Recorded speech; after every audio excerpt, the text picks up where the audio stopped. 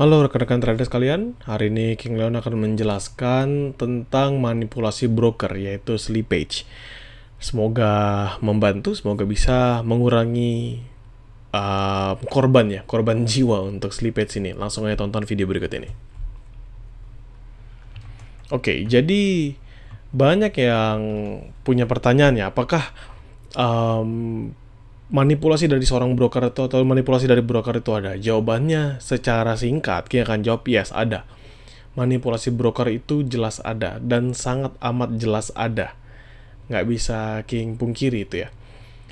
Tapi teman-teman harus pahami bahwa ada juga beberapa broker yang reputable dan berupaya untuk mengurangi kecurangan-kecurangan itu. King nggak tahu apakah berupaya mengurangi atau memang tidak ada kecurangan itu, tetapi King akan menjelaskan salah satu kecurangan yang umumnya terjadi, yaitu slippage.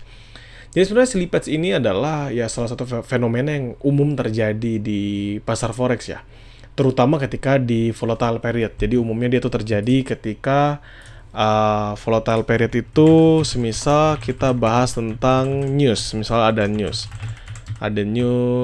yang impactful, terus habis itu umumnya pertukaran, kayak ada pertukaran waktu, jadi ada waktu momen pembukaan London Session dan Europe dan US dan lain sebagainya. Itu bisa meningkatkan volatilitas yang ada ya. Dan umum banget terjadi yang namanya slippage ini. So, slippage ini bisa kita anggap sebagai perbedaan ya antara si expected price dalam sebuah trade dengan price ketika itu dieksekusi. Nah, perbedaannya nih, di diskrepansinya ini bisa terjadi karena berbagai hal. Misal pergerakan harga yang sangat amat signifikan, likuiditas di market, sama order execution speed. Jadi misal teman-teman entry buy, oke, misalnya di bentukan ini deh, kita ambil di bentukan ini. Misal teman-teman ini entry-nya adalah entry sell. Begitu, entry sell. Ketika pembukaan di jam ini, ketika teman-teman entry sell, berharapnya dapatnya di 144901, tapi harga langsung kenceng turun, drop sampai 143175, baru dia mengeksekusi order sell-nya kita. Nah, slippage ini kalau dia mengeksekusinya seperti ini, kita masih tetap profit. Kenapa? Karena kita sell, dia drop, dia masih melanjutkan dropnya. Kita masih tetap profit. Tapi gimana kalau ternyata kita sebelumnya adalah buy, lalu kita menempatkan stop loss? Yang mana stop loss-nya kita nggak execute pada area yang kita tentukan, melainkan dia execute-nya di area terbawahnya. Which is itu akan melebarkan risikonya kita. Artinya apa kalau dia melebarkan risikonya kita? Artinya ketika dia melebarkan risiko kita mengalami kerugian yang lebih besar dibandingkan risiko yang kita sudah tentukan.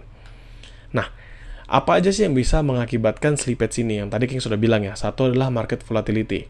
Jadi ketika volatilitasnya meningkat, seperti adanya significant news, atau misalnya ada pengumuman-pengumuman, berita ekonomi, si pasar forex-nya ini bisa bergerak dengan signifikan juga, ya market rapid price fluctuation, sehingga secara volatility-nya mengakibatkan delay dalam mengeksekusi si ordernya, sehingga slippage ini bisa nggak terjadi secara normal. Bisa-bisa aja dia terjadi secara normal, tetapi apakah ada slippage yang sebenarnya terjadi bukan secara normal? Ada. Apakah pernah ada kasusnya? Teman-teman bisa search aja dan teman-teman bisa bandingkan.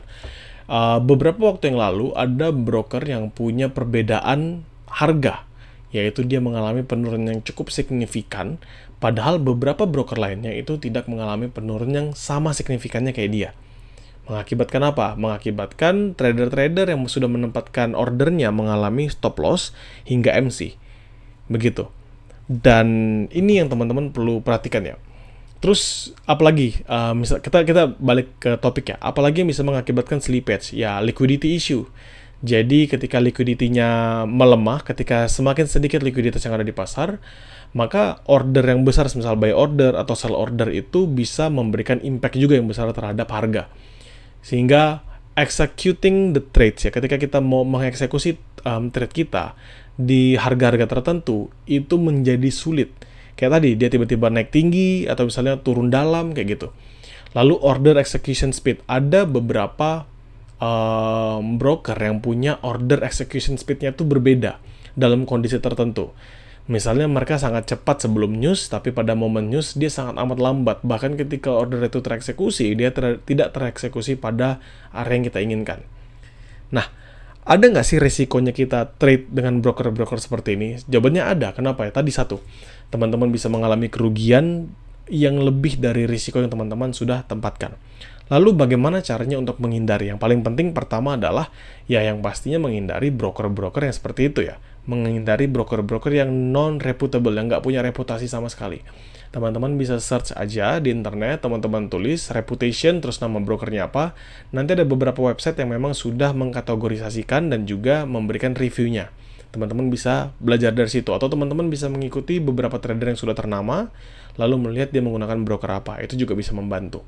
Yang kedua, cara yang paling gampang untuk menghindari slippage adalah mengurangi intensitas kita trade pada momen kemungkinan besar slippage itu terjadi, yaitu pada news yang impactful. Jadi ketika ada pengumuman suku bunga, NFP, dan lain sebagainya, teman-teman bisa menghindarinya dengan tidak trade dalam waktu tertentu, misal 5-10 menit, atau misalnya 10 menit sampai 30 menit ketika news itu sudah disampaikan kepada publik. Gunanya buat apa ya? Satu, menghindari teman-teman termakan slippage, dan kedua adalah bisa entry dalam kondisi atau area yang teman-teman sedang inginkan. Gitu. Dan ini bisa membantu teman-teman untuk mengurangi atau meminimalisasi kerugian dalam slippage itu. Kalau teman-teman ngerasa ini bermanfaat, teman-teman bisa tinggalkan like atau share ke teman-teman yang lainnya. Kalau masih punya pertanyaan, teman-teman boleh tinggalkan komentarnya di kolom komentar. Thank you dan salam profit.